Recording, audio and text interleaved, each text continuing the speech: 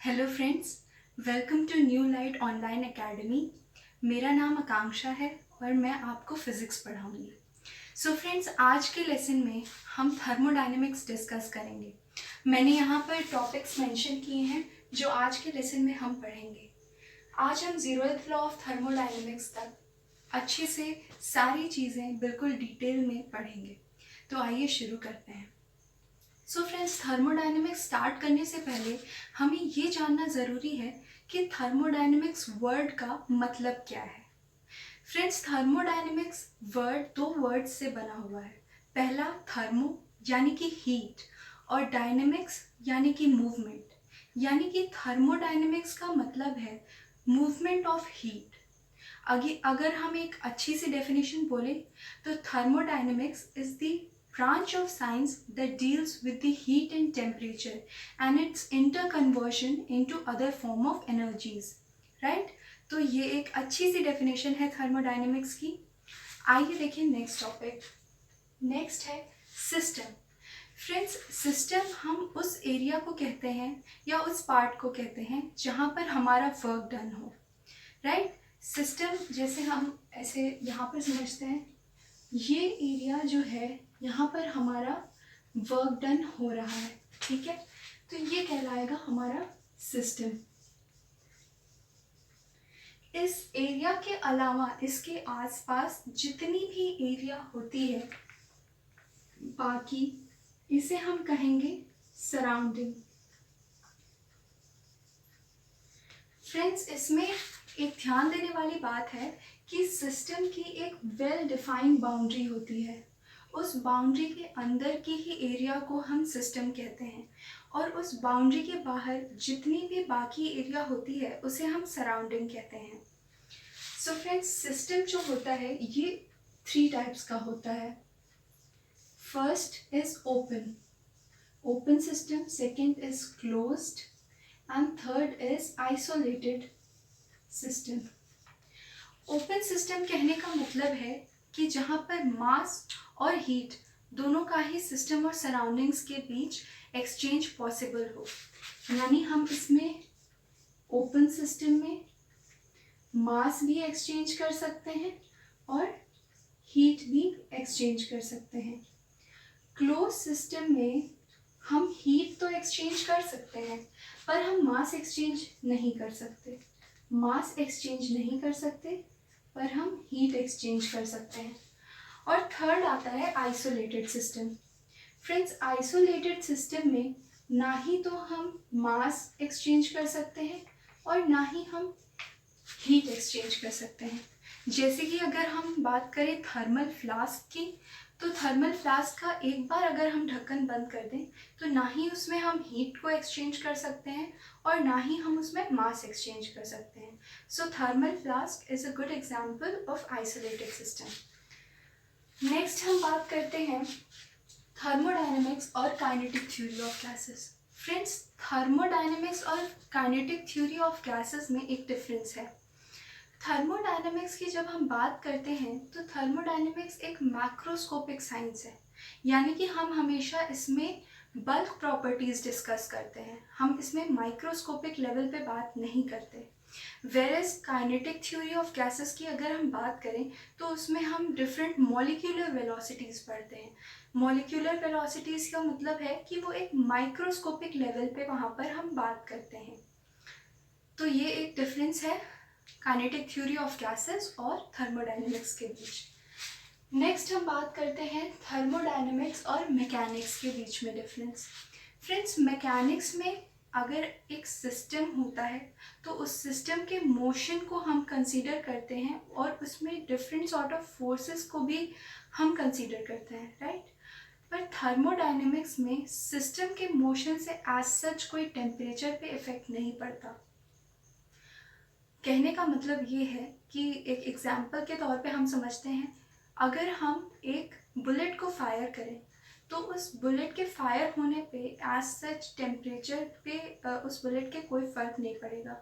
लेकिन वहीं अगर वो बुलेट किसी वुडन सरफेस पे उस वुडन सरफेस को पियर्स करे, उस वुडन सरफेस के अंदर जाके उसे पियर्स करे, तो उस बुलेट का जो टेम्परेचर है वो राइज करेगा, यानी कि उसकी जितनी भी काइनेटिक एनर्जी होगी वो हीट एनर्जी में कन्वर्ट होगी और टेम्परेचर राइज होगा। यानी कि बुलेट के मोशन पे कोई टेम्परेचर का इफ़ेक्ट नहीं है, लेकिन बुलेट का जब एनर्जी चेंज हो रहा है, काइनेटिक एनर्जी उसकी हीट एनर्जी में कन्वर्ट हो रही है, जब उसका एक हिंड्रेंस आता है रास्ते में, तो फिर उसके टेम्परेचर में चेंजेस आते हैं, राइट। सो ये डिफरेंस था। अब हम नेक्स्ट बात करते हैं थर्मोडायनेमिक वेरिएबल्स की। फ्रेंड्स, थर्मोडायनेमिक वेरिएबल्स कहने का मतलब है कि प्रेशर, वॉल्यूम और टेम्परेचर। ये काफ़ी बार हम आगे चैप्टर में पढ़ेंगे। फर्स्ट लॉ ऑफ थर्मोडायनेमिक्स पढ़ते वक्त भी थर्मोडायनेमिक वेरिएबल्स की ज़रूरत होगी। हमारे जितने भी आगे के इक्वेशंस होंगे वो इन्हीं के टर्म्स में होंगे, राइट। नेक्स्ट हम बात करते हैं इक्वेशन ऑफ स्टेट की। So friends, equation of state जो होता है वो सारे थर्मोडायनेमिक इक्वेशंस मैथमेटिकल फॉर्म में होते हैं। जो भी इक्वेशन मैथमेटिकल रिप्रेजेंटेशन होता है थर्मोडायनेमिक वेरिएबल्स का, उन्हें हम इक्वेशन ऑफ स्टेट कहते हैं। जैसे एक इक्वेशन ऑफ स्टेट हमने कई बार पढ़ा है, PV इक्वल्स टू nRT, जिसे हम आइडियल गैस इक्वेशन भी कहते हैं। यहाँ पर n हमारा मोल्स है, R हमारा गैस कांस्टेंट है और ये हमारे थर्मोडायनेमिक वेरिएबल्स हैं, राइट। तो ये इक्वेशन ऑफ स्टेट हमने पहले भी कई बार पढ़ा है। नेक्स्ट हम बात करते हैं थर्मोडायनेमिक इक्विलिब्रियम की। सो फ्रेंड्स, थर्मोडायनेमिक इक्विलिब्रियम कहने का मतलब है कि अगर किसी भी सिस्टम के जो थर्मोडायनेमिक वेरिएबल्स हैं अगर वो कांस्टेंट हो जाएं, यानी कि उनमें कोई चेंजेस ना हो विथ टाइम, अगर उसके थर्मोडायनेमिक वेरिएबल्स में कोई चेंजेस ना हो, तो ऐसे सिस्टम को हम कहते हैं कि थर्मोडायनेमिक इक्विलिब्रियम में सिस्टम है, राइट। और थर्मोडायनेमिक इक्विलिब्रियम में अगर सिस्टम रहता है तो उसमें साइमल्टेनियसली 3 इक्विलिब्रिया प्रेजेंट होते हैं। The first one is okay, I have not mentioned. So the first one is mechanical equilibrium. Mechanical equilibrium कहने का मतलब है कि सिस्टम में कोई भी अनबैलेंस्ड फोर्स ना हो, सिस्टम के अंदर या सिस्टम में और सराउंडिंग के बीच में कोई भी अनबैलेंस्ड फोर्स ना हो। नेक्स्ट हम बात करते हैं थर्मल इक्विलिब्रियम की।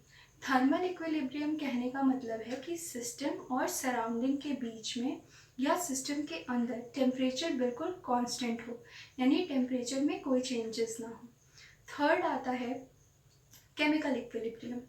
केमिकल इक्विलिब्रियम कहने का मतलब है कि किसी भी रिएक्शन की वजह से सिस्टम में कोई भी स्पॉन्टेनियस चेंज नहीं आए, राइट। कोई भी रिएक्शन हो तो सिस्टम के स्ट्रक्चर पे कोई इफेक्ट ना हो, सिस्टम और सराउंडिंग के बीच में या सिस्टम के अंदर उनके स्ट्रक्चर में कोई डिफरेंस ना हो। तो ये तीनों इक्विलिब्रिया जब साइमल्टेनियसली प्रेजेंट होते हैं तो सिस्टम पूरा का पूरा थर्मोडायनेमिक इक्विलिब्रियम में प्रेजेंट होता है। सो फ्रेंड्स, नेक्स्ट हम बात करते हैं the most important topic of today is zeroth law of thermodynamics, right. So friends, zeroth law of thermodynamics ये कहता है कि अगर कोई सिस्टम है, राइट, ए, और दूसरा कोई सिस्टम है बी, ये दोनों सिस्टम एक सिस्टम के साथ में है सी, राइट। अब अगर हम कहें कि ए सी के साथ इक्विलिब्रियम में है, थर्मोडायनेमिक इक्विलिब्रियम में है, बी सी के साथ थर्मोडायनेमिक इक्विलिब्रियम में है, पर दोनों सेपरेटली, यानी कि ए सेपरेटली सी के साथ थर्मोडायनेमिक इक्विलिब्रियम में है और बी सेपरेटली सी के साथ थर्मोडायनेमिक इक्विलिब्रियम में है, तो ए और बी दोनों आपस में भी एक दूसरे के साथ थर्मोडायनेमिक इक्विलिब्रियम में रहेंगे। कहने का मतलब ये है कि अगर कोई सिस्टम है वो किसी एक सिस्टम के साथ थर्मोडायनेमिक इक्विलिब्रियम में है, कोई दूसरा सिस्टम उसी एक सिस्टम के साथ थर्मोडायनेमिक इक्विलिब्रियम में है, तो ये दोनों ही सिस्टम्स जो होंगे वो एक दूसरे के साथ भी थर्मोडायनेमिक इक्विलिब्रियम में होंगे। अब जैसे अगर हम बात करें कि अगर कोई सिस्टम है ए, इसके बीच में हमने एक एडियाबैटिक वॉल लगा दी। कैसी वॉल?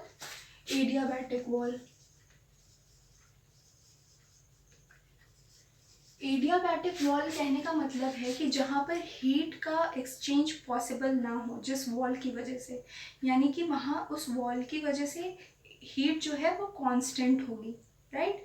यानी कि हम ए से बी के बीच में कोई भी हीट का एक्सचेंज नहीं कर सकते। अब हम एक यहाँ पर एक और वॉल लगाते हैं सिस्टम सी और ए बी के बीच में। ये वॉल कैसी है?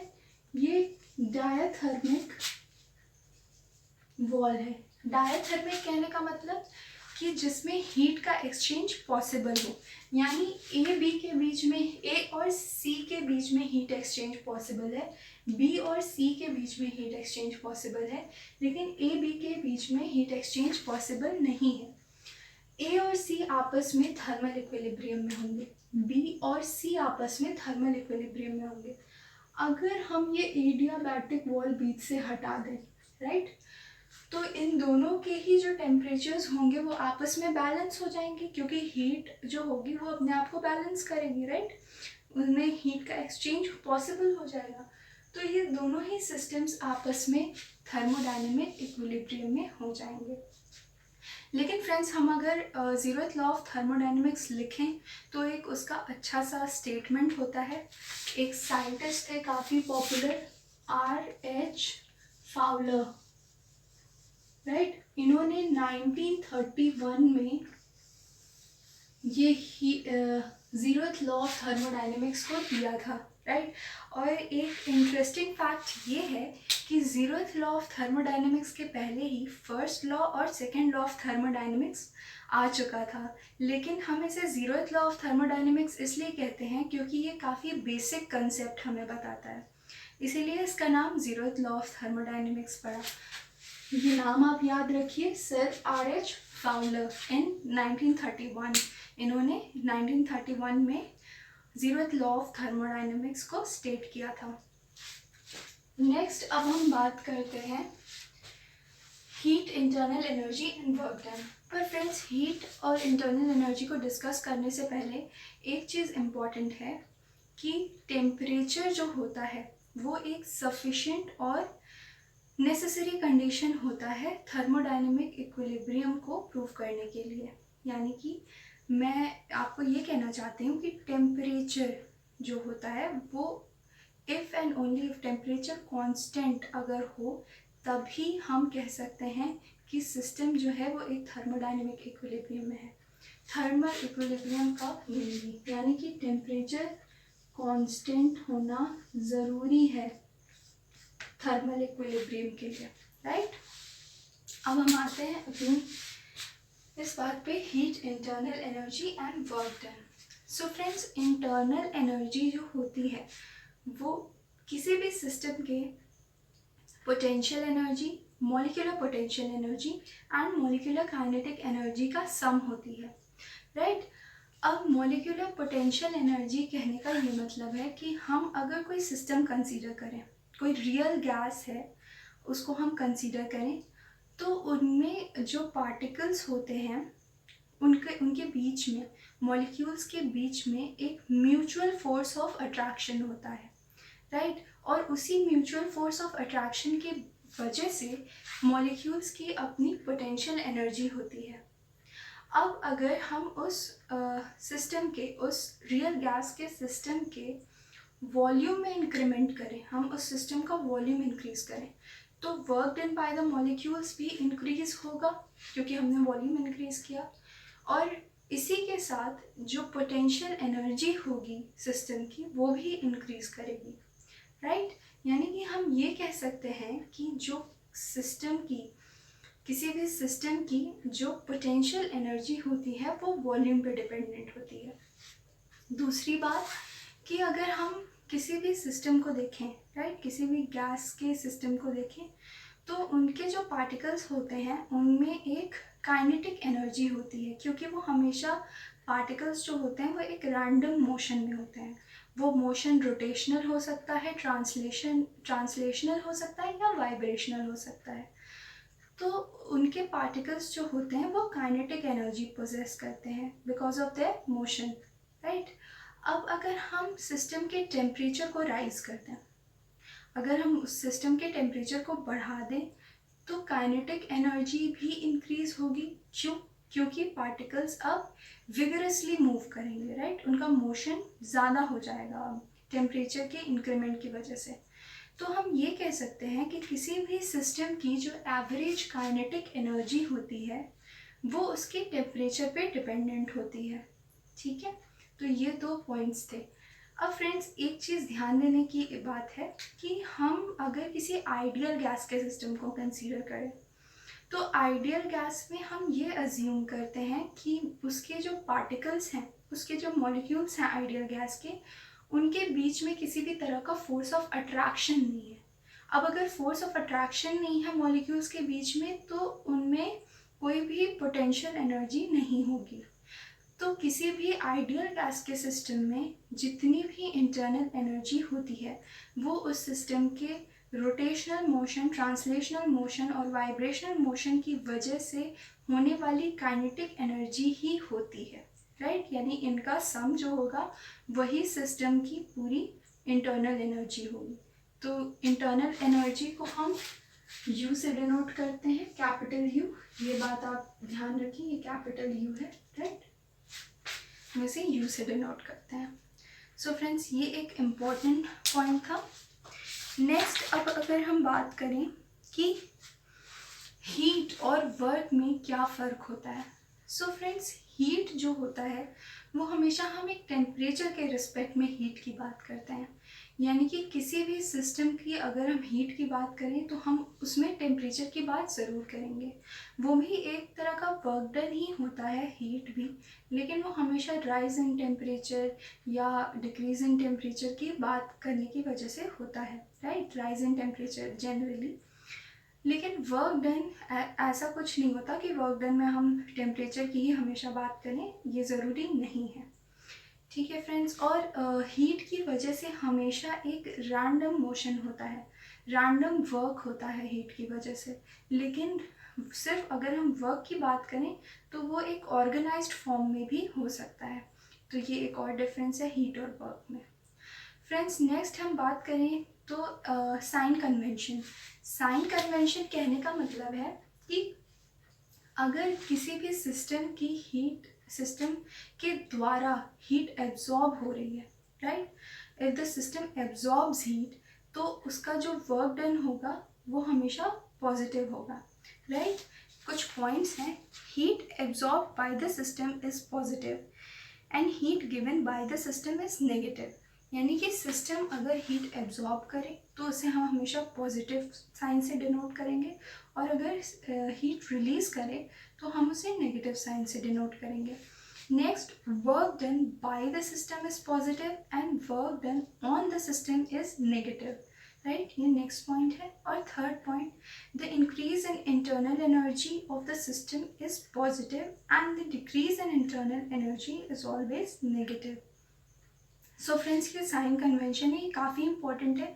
आगे जब हम first law of thermodynamics discuss करेंगे तो उसमें काफ़ी इंपॉर्टेंट है ये सारे पॉइंट्स, राइट? सो फ्रेंड्स मैंने इन सारे ही आज के लेक्चर में जितने भी पॉइंट्स हमने डिस्कस किए हैं उनका मैंने एक नोट्स बना दिया है। ये हैंड रिटन नोट्स हैं, ये मैंने खुद बनाए हैं, वो मैं आपको प्रोवाइड करा दूँगी। और आज के लेसन में हम इतना ही डिस्कस करेंगे। नेक्स्ट लेसन में हम आगे फर्स्ट लॉ ऑफ थर्मोडायनेमिक्स की बात